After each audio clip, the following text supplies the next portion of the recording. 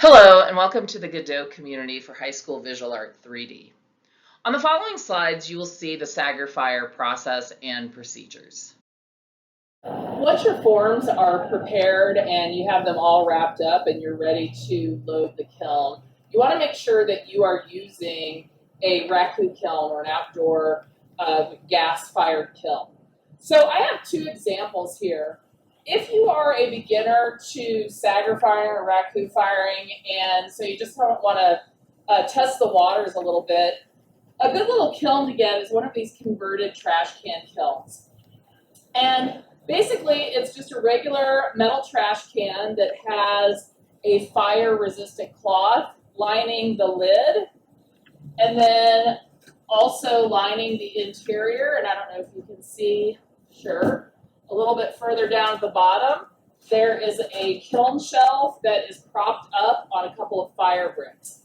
And those fire bricks raise that shelf above where the propane would feed in, which is this hole right here at the bottom. And then there is a little flue vent up top. Again, these are really good if you are just beginning, if you don't have a big budget for alternative firing, if you don't have a lot of storage space. Otherwise, you may want to look into getting a dedicated raku kiln. So this one is a nice little kiln. It has this great pulley system that lifts the lid. It has the propane burner permanently affixed to the bottom to feed the propane up through the bottom of the kiln. So it's a really great, manageable kiln to have, and it's on wheels, which is always nice.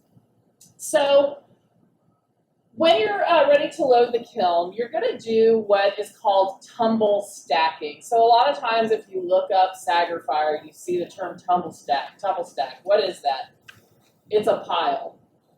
It basically is taking your forms and just stacking them. And the students, again, always say they just look like a big bunch of baked potatoes. And I've tumble stacked, a class of 30 before. They usually, kind of stay together. I don't get a lot of, even though it's called tumble stack, I don't get a lot of instances of them falling over or being hard to contain. And then, of course, when you have all of your pieces, close your lid.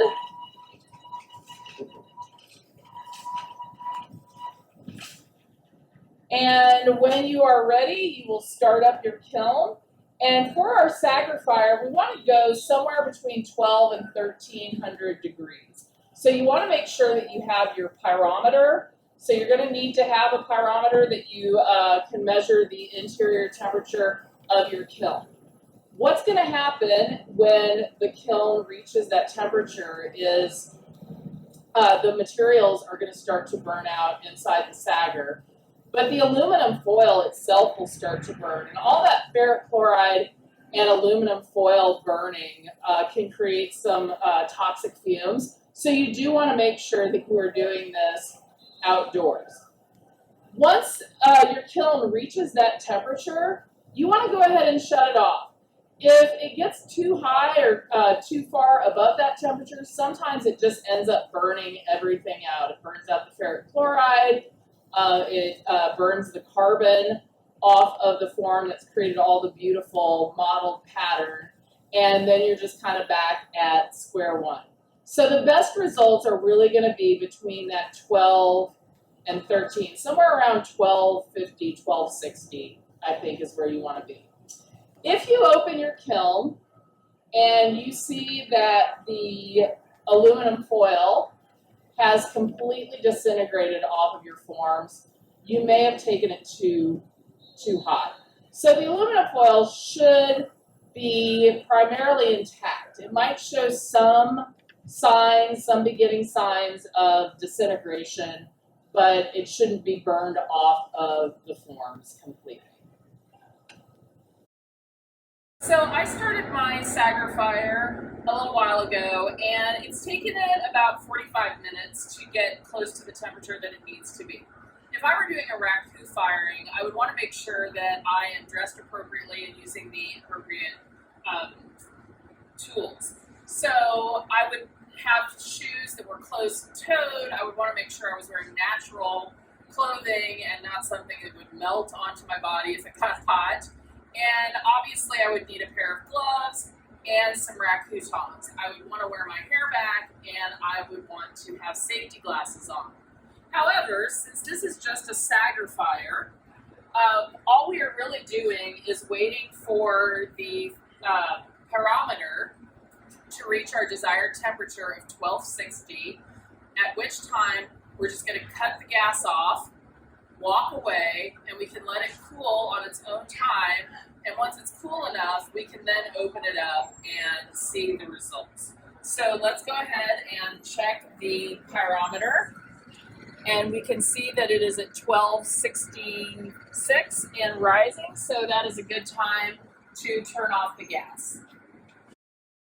So the Saggar fire is complete and has cooled enough where I can take the ware out of the kiln, and you'll see where the aluminum foil has started to disintegrate just a bit, but it's still a full seal. So we're going to come over. You can do this with our bare hands because it's cooled enough, and we can start to see some of those beautiful markings from our horsehair and the steel wool. And then of course we see the wonderful pinks that have been created because of that ferric chloride. So just some really nice markings on this form, all the way around too. So typically from this point, I would spray with a clear gloss acrylic or polyurethane spray, and that really brings out a lot of depth and really makes the color a little bit richer. We've got some nice sort of a dappled effect on this side too, which is really nice. So that is the results of our Saggar fire.